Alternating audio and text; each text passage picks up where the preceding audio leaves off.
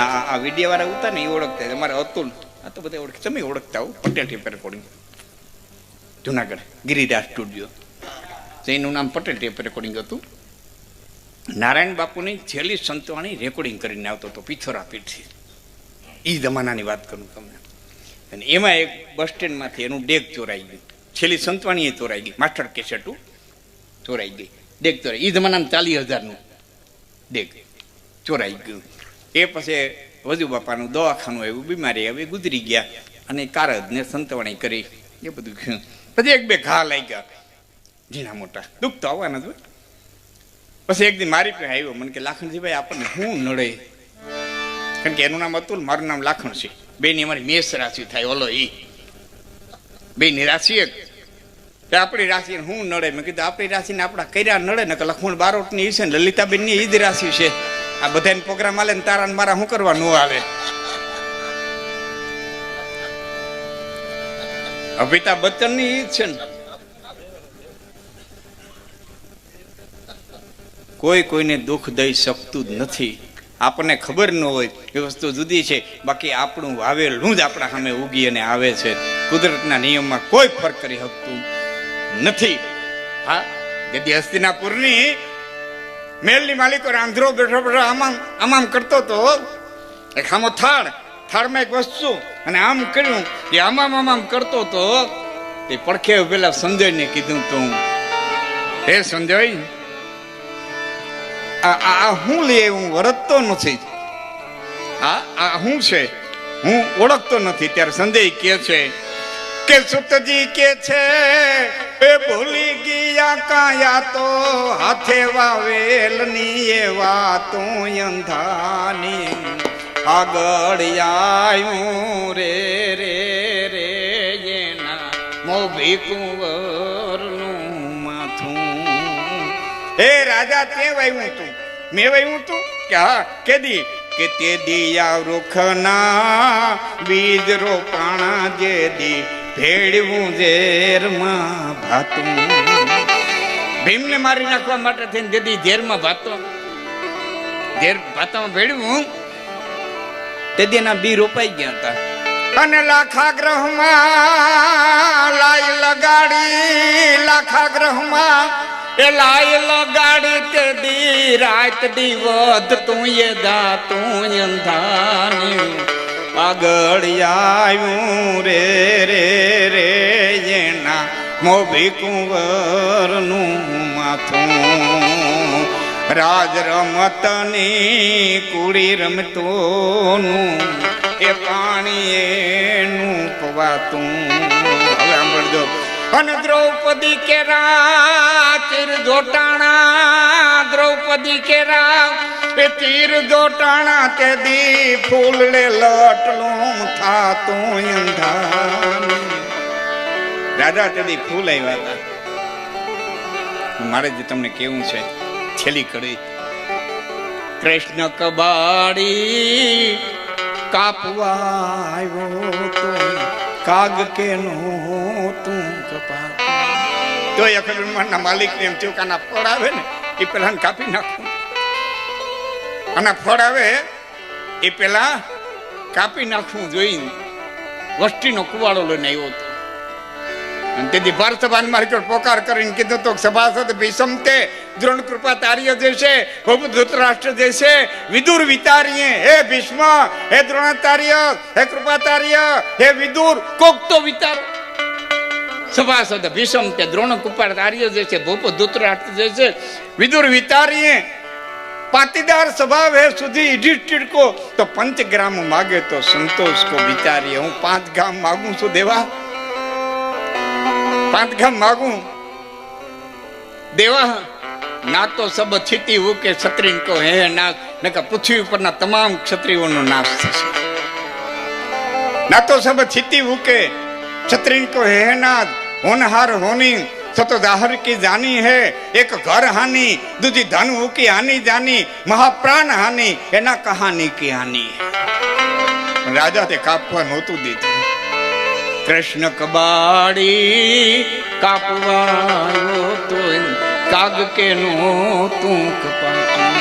એ ફળી આવ્યું હવે આપની આગળ તમે વિધિ લેખાની કરો વાતો એમ. એટલે તમને કહું છું, અહીં કોઈ કોઈને કોઈ દુઃખ નથી દઈ શકતું, કોઈ કોઈને કોઈ સુખ નથી દઈ શકતું. હવને પોતાના કર્મ અનુસાર જ મળે. અને લાંબા દાખલા ન દેવાય તો ખાલી આંખ વીતીને એટલો વિચાર કરો કે રામનો બાપ પાણી વિનાનો ગયો, આનાથી વિશેષ કર્મનું સિદ્ધાંત ક્યાં ગોતવા દો? 4 દીકરા અને રામનો બાપ દીકરાના હાથના પાણી વિનાનો જાય, આથી વિશેષ કવિ કાગ બાપુ કહે છે એવા થાપણના થરને પરમ હર પૂગો નહીં અમદસરથ દીકરને પછી કાંધે નચડ્યો કાગડા પણ દશરથ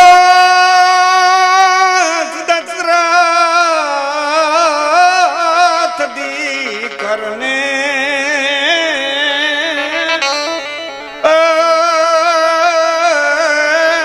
ઓલી કાંધે નચડ્યો કાગડા. બ્રહ્મના બાપને છોડ્યો નહીં તો તમે હું કઈ વાડીના મૂળા તોર હોય તોડી નાખું મૂરા ને પાંદડા ફખડાવી નાખું ડબ્બા. બુંગીઓ વાગ્યો માણસ ગયો તો લડવા ભાગ્યો, પેલા તલવાર ગમી ને પચડું ભાગ્યો. કોકે કીધું એલા ભાગમાં કે ત્યાં માલે છે કે માલે છે એ કી પારકી માનાવી મારે તું ક્યાં ગોસાઈ જેનું બાળક છો તારી પાસે બ્રહ્મ સંબંધ લે તો હવેલીનો મહારાજ સાહેબ તો નથી તારી પાસે બ્રહ્મ સંબંધ લેવા આવે. એ પારકી માનાવે મારે બાપા વાતું થાય આમ કરી નાખીને તેમ કરી નાખીને. હા કાંઈ ન થાય, ભૂંજો પાપડ ન ભાંગે. સમય બલવાન હે નહીં પુરુષ બલવાન, કાબે અર્જુન લૂંટ્યો વહી ધનુષ વહી બાણ. મહાભારત નું યુદ્ધ જીતો તો એનું ધનુષ પડ્યું રહ્યું ભાઈ. હા એટલે ટાણાના ખેલ છે બધાય. હા વાતો લઈને પોરો લઈ વાતો કરીને પોરો લઈ એમાં ના નહીં મયરું કરીએ આપણે કોકને ઘીરે જઈએ ને એટલે આપણે ગામડામાં રહ્યો છે ખોખારો ખાઈ એમ કરીને આપણે જઈએ એટલે હું ઘરધણી બેસાડો હમુનો થઈ જાય, શાક સુધારતો હોય લણ બોલતો હોય. કા નામ લઈ પ્રકાશભાઈ છે ચંદુભાઈ છે આપણે નામ લઈને ડેલી હાથ ના એટલે હું ઘરધણી ખબર પડે. એમાં એક મિત્ર બિચારો ટેન્શનમાં અને ભાઈબંધને ઘેરે ગયો, એમાં ખોખારો ન ખાધો નામે ન લીધો, સીધો ઘરમાં વયો ગયો. હવે બન્યું એવું કે બાઈ દળનું દરવા બેઠા હતા, હાંગામાંથી પાયો તૂટી ગયો ને તે ભાઈને બઠો નાખીને માથે બેહીને દળનું દરતા હતા. કે ઓલો પડ્યો લોટ ખાતો હતો, લોટ ફાકતો હતો. એટલે ઓલો બિચારો ફરમાન બહાર નીકળી ગયો, ખોખારો ખાઈને આવવું જોઈએ ને આ બધું ભૂલ થઈ ગયું. એટલે એ બાયણે નીકળી ગયો તો આવ્યો હું મોટું બધું કરીને પાસે બેન કે ભાઈ મારી આવી દશા છે. ઓલો કે સારું કહેવાય, તારે બહુ સારું છે. કે કેમ? કે હું જોતો તો તું લોટ તો ફાકતો તો મારાથી તો લોટે નથી ખવાતો. તાવ ઓલા સહ આવી ગયો એ કઈ એમ તો ખતરો નથી હો, એમ લોટ તો ખાઈ લો. એમ તો નાનો પાડી તો મિત્ર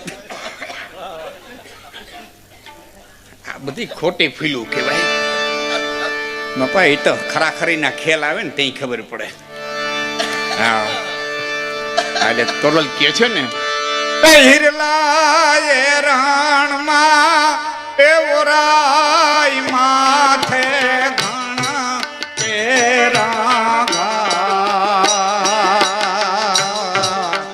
ફૂટે તો ફટક્યા કેવાય, ખરાની તો ખરે ખબર આવો ને જે સલરાય આપણે પ્રેમ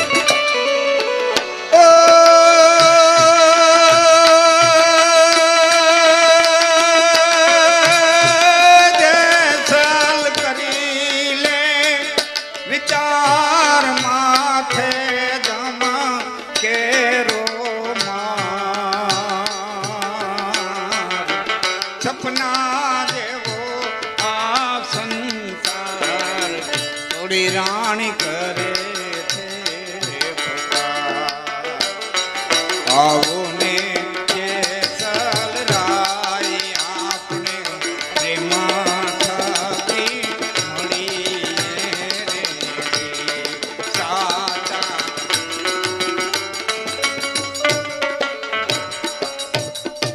એક શબ્દ હારો વાપરો હું એટકો એટલે સાચા સંત હોય ત્યાં જઈને મળીએ. પીરું એટલું હોનું ન હોય.